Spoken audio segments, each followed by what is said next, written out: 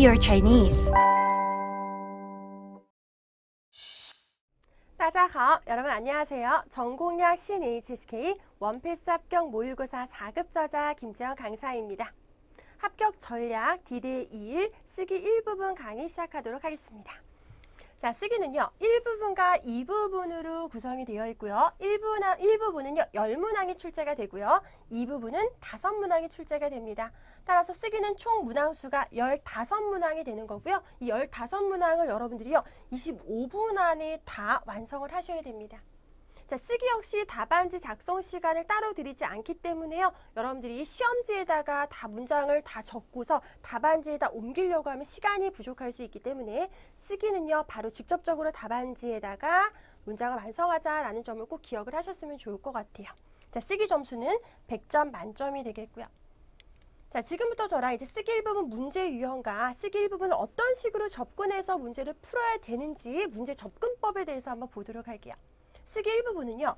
제시된 어휘를 조합하여 문장을 만드는 문제 유형입니다. 크게 중국어의 기본 어순을 묻는 어순형 문제하고요. 중국어의 주요 어법을 묻는 어법형 문제로 나뉜다고 보시면 돼요. 어순형 문제에서는 다양한 수러문, 즉 동사 수러문, 형용사 수러문, 주술 수러문이 나오고요. 그 밖에도 이제 부사어라든지 관형어라든지 보어를 묻는 문제가 나오고요. 주요 어법은요. 여러분들도 이제 공부해 보셔서 아시겠지만 중국어에서 굉장히 중요한 주요 어법이 누가 있나요? 받자문이라든지 뭐 빼이자문이라든지 비교문이라든지 존여문 등등등이 출제가 되고 있기 때문에 여러분들 이제 기본 어순도 아셔야 되는 거고요. 중국어의 주요 어법까지도 반드시 숙지하고 계셔야 될 것 같아요. 자, 쓰기 1부분 문제 접근법 보겠습니다. 굉장히 중요한 내용이죠. 왜냐하면 학생들이 이제 처음 HSK를 공부할 때요. 모든 영역을 다 힘들어하지만 쓰기 부분을 가장 힘들어하고 굉장히 버거워하는 거예요. 왜냐하면 자꾸 한국식으로 해석을 해가지고 한국식 사고를 중국어로 완성을 하려다 보니까 틀린 문장이 돼버리는 거죠. 따라서 여러분 제가 지금은요. 이제 쓰기 1부분 공식화해서 공식적으로 접근을 해서 요 순서대로만 문제를 풀면 절대 틀릴 일 없다라고 제가 정리를 한 거기 때문에요. 이 부분부터 여러분들이 집중해서 보시면 너무나 좋을 것 같아요. 자, 우선 첫 번째, 수어를 중심으로 문장을 전개하자. 중국어의 가장 기본이 되는 어순은요. 주어, 수어, 목적어다라는 거 여러분 알고 계실 거예요. 그렇다고 해서 주어를 먼저 찾고 수어 찾고 목적어 찾는 것이 아니라 반드시 누구를 먼저 찾아주자? 수어를 먼저 찾아줘야 된다는 거죠. 왜요? 수어가 동사면 목적어 짝꿍, 형용사면 정도부사랑 짝꿍 이 원리를 이용해야 되기 때문에 첫 번째, 수어를 먼저 찾자. 두 번째, 수어도 보이고 여러분 개사도 보인다? 그럴 경우에는요. 수어는 옆에다 살짝 두시고 개사가 1등인 거예요. 자, 개사가 보이면 개사구를 만드는 것이 우선이다. 개사구가 뭐죠? 그렇죠. 개사는 혼자 쓸 수 없다라는 거예요. 따라서 명사나 대명사랑 와서 무슨 구? 개사구를 만들어서 수어를 꾸며주는 거죠. 따라서 개사구 만들어주고 수어랑 같이 연결시키시면 되는 거고요. 이어서 양사 및 구조사 더가 보이면 동그라미 치시면서 누구하고 연결시켜주자? 명사와 연결을 시키시는 거고요. 부조계의 어순을 기억하자. 이게 무슨 얘기냐면요. 여러분 부사도 수어를 꾸며줄 수 있죠. 조동사도 수어를 꾸며줄 수 있죠. 개사구도 수어를 꾸며줄 수 있어요. 그럼 문장에서 부사도 나오고 조동사도 나오고 개사구가 같이 나와버릴 때는 어순을 어떻게 하셔야 된다고요? 부조계의 어순대로 문장을 완성하셔야 된다. 라는 점 기억하시면 되고요. 마지막으로 주요 어법의 이론을 실전에 적용을 하자. 자, 여기서 여러분 학생들이요. 어법을 실전에 적용하자라고 하면 어법을 그냥 공식처럼 외워가지고요. 거기다 그냥 하나하나 대입을 하는 건데 절대 그렇지 않습니다.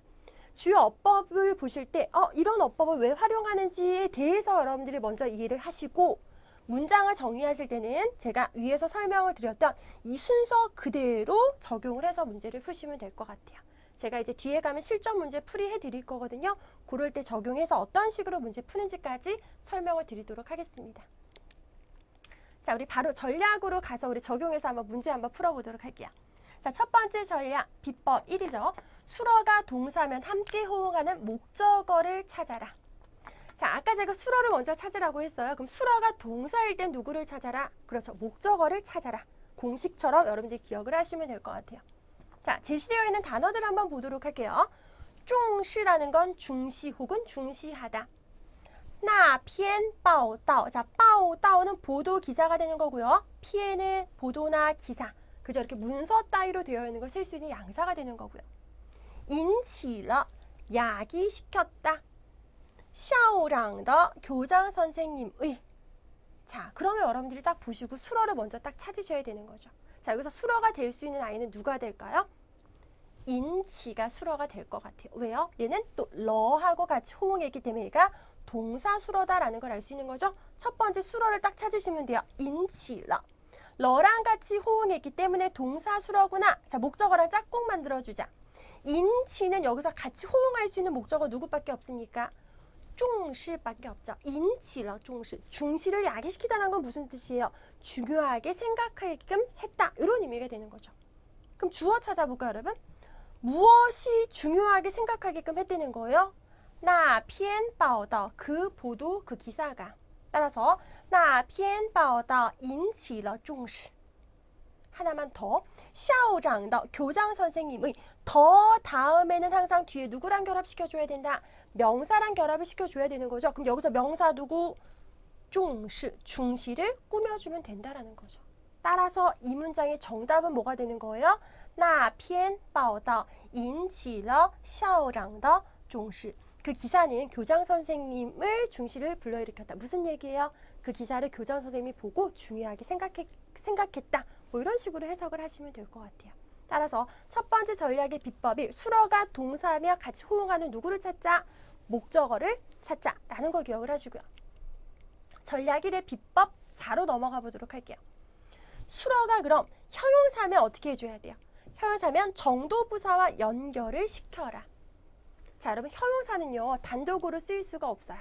그녀는 예뻐요 라고 하면 타 피아오랴 이렇게만 말하면 될까요? 안 될까요? 안 된다라는 거예요. 그죠? 아주 예쁘진 않더라도 그냥 예쁘다라고 하면 습관적으로 앞에 누굴 붙여주면 돼요? 정도부사 헌을 붙여주면 된다는 거죠. 이처럼 형용사는 반드시 정도부사와 짝꿍을 이루어줘야 된다는 거죠. 자, 적용해서 문제 한번 풀어볼게요. 这本书的 더 보이시면 얘 뒤에 누구랑 짝꿍? 명사랑 짝꿍. 丰富는 풍부하다라는 의미를 가지고 있는 형용사고요. 内容은 내용. 十分 정도부사 나왔습니다. 十分 하면 아주 매우라는 의미를 가지고 있는 정도부사다라고 보시면 돼요. 자, 수러를 먼저 찾겠습니다. 여기서 수러 누가 될까요? 그렇죠. 丰富 풍부하다란 형용사가 수러가 되는 거고 형용사가 수러구나. 정도부사랑 연결시키자. 十分丰富 아주 풍부하다. 그럼 무엇이 아주 풍부한 거예요? 内容十分丰富 내용이 아주 풍부하다라고 보시면 되는 거고요. 这本书的 더 다음에 명사니까 명사 누구랑 짝꿍? 내용과 짝꿍. 그래서 여러분 정답은 뭐가 될까요? 这本书的内容十分丰富. 이 책의 내용은 아주 풍부합니다. 라고 문장을 정리하시면 되는 거죠. 여러분들이 이제 간혹 가다가 이게 동사 수러일까 형용사 수러일까 헷갈릴 수 있습니다. 그럼 형용사 수러일 가능성이 가장 클 때는 제시어 중에서 반드시 누가 있습니까? 十分이라든지 흔이라든지 非常이라든지 이런 정도부사가 있으면 요거는 이제 형용사 수러문을 묻는 문제일 가능성이 굉장히 크다라고 생각을 하셔도 될 것 같아요. 자, 이어서 첫 번째 전략의 비법 5번째죠. 부사는 동사나 형용사 수러 앞에 위치시켜라. 자, 부사라는 게 뭡니까, 여러분? 동사나 형용사를 꾸며주는 역할을 하는 거기 때문에 문장에서 주어, 수러, 목적어, 뼈대를 만들었으면 부사를 수러 앞에다가 놓으면서 이런 수러를 꾸며주는 역할을 하게끔 만들어주는 거예요. 같이 한번 볼게요. 我, 나는 气候, 기후가 되는 거고요. 适应了, 적응했다. 已经, 이미 벌써. 这里的, 여기의, 더 보이니까 명사랑 짝꿍. 好的. 자, 이 문장에 여러분 수러가 누가 될까요? 러랑 같이 호응하고 있는 适应이 수러가 되는 거죠. 즉, 适应了, 적응했다. 동사 수러니까 여러분 뒤에 누구랑 짝꿍 만들어주자? 목적어. 그럼 适应了, 적응했는데 여러분 어디에 적응한 겁니까? 气候, 기후에 적응을 한 거고요. 그럼 누가 적응한 거예요? 我适应了气候, 내가 기후에 적응을 했다. 주술모. 여기다 이제 살을 한번 붙여보도록 할게요. 자, 이징은 이미 벌써라는 의미를 가지고 있는 부사입니다. 부사는 여러분 누구 앞에서? 수로 앞에서 수로를 꾸며줘야 되는 거기 때문에 어디 앞에 붙여주면 돼요? 适应了 적응했다라는 동사수를 앞에 붙여줘야 된다라고 보시면 되는 거고요.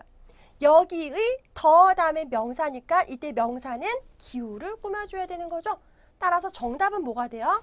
我已经适应了这里的气候. 나는 이미 여기 기후에 적응을 했습니다. 라고 문장을 완성하시면 되는 거예요. 이처럼 이진과 같은 부사는 어디 앞에 붙여주자? 수로 앞에 붙어가지고 수로를 꾸며주는 역할을 해야 된다라는 걸 기억을 하시면 되겠죠. 자, 이제 두 번째 전략으로 한번 넘어가 보도록 할게요. 자, 두 번째 전략이 이제 네 번째 비법인데요.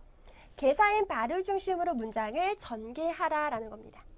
자, 아까 제가요, 이제 주요 어법적인 걸 활용해서 문제를 풀 수 있어야 한다라고 설명하면서 하지만 기본적인 문제를 접근하는 순서는 바뀌지 않는다라고 했습니다. 마찬가지요. 받자문은 중국에서 굉장히 중요한 그죠 어법 중에 하나이긴 하지만 받자문이라고 해서 굳이 받자문의 기본 형식을 외워가지고 대입해서 푸는 것이 아니라 우리 앞에서 공부했던 그러한 어순적으로 접근해서 문제를 푸시면 되는 거죠. 제가 보여드릴게요. 자, 볼게요. 很整齐. 자, 整齐라는 건 무슨 뜻이죠? 단정하다, 깔끔하다, 질서 정연하다는 의미를 가지고 있고요. 房间, 방, 把, 舒适的, 더를 보는 순간 아, 정도 부호를 묻는 거구나. 舒适的, 정리한 정도가 어떤지. 姐姐, 언니 혹은 누나가 되는 거죠. 자, 그럼 같이 한번 가볼게요. 수로를 먼저 찾아 맞나요? 그렇게 하셔도 돼요. 하지만 개사가 보이면 우리 개사가 1등이라고 했기 때문에 여기서 개사 누굽니까? 바, 받자문을 만들어주는 바가 바로 개사가 되는 거니까 개사 딱 쓰시고 개사는 혼자 쓸 수 있다 없다? 없다. 그럼 어떻게 해주면 돼요? 명사형어랑 와서 무슨 구? 개사구를 만들어서 뒤에 누구를 꾸며주자? 수로를 꾸며주자. 수로, 쇼시, 정리하다. 그럼 정리하는 정도가 어떻다는 거예요? 很整齐, 아주 깨끗하다. 그럼 보세요 여러분. 무엇을 깨끗하게 정리를 한 겁니까? 무엇을? 房间, 방을 아주 깨끗하게 정리했다라는 거고 마지막으로 주어, 누가 깨끗하게 정리한 거예요? 姐姐, 언니가 깨끗하게 정리한 거죠. 전혀 어렵지 않죠? 자, 그럼 정답은 뭐가 돼요? 姐姐把房间收拾得很整齐.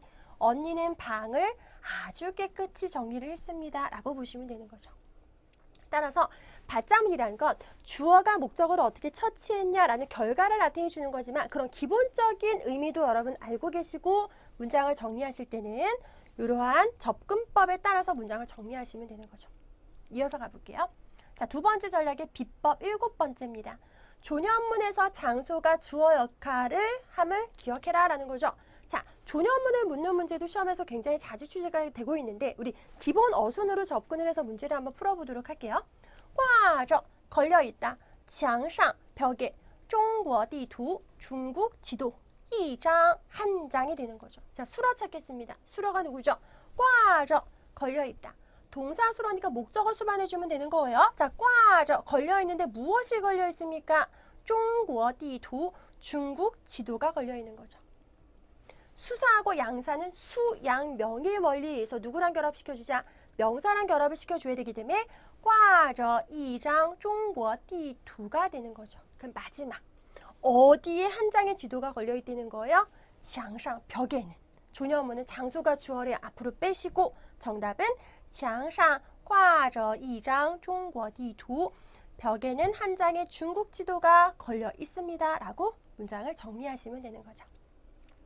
따라서 여러분 쓰기 1부분에서는요. 기본 어순을 묻는 문제하고 어법을 묻는 문제 이제 두 가지가 같이 나오기 때문에요. 여러분들이 어순을 기본적으로 또 주요 어법까지도 활용을 하신다면 충분히 좋은 점수로 합격을 할 수 있을 것 같습니다. 자, 합격 전략 D-21 쓰기 1부분 강의 여기서 마치겠습니다.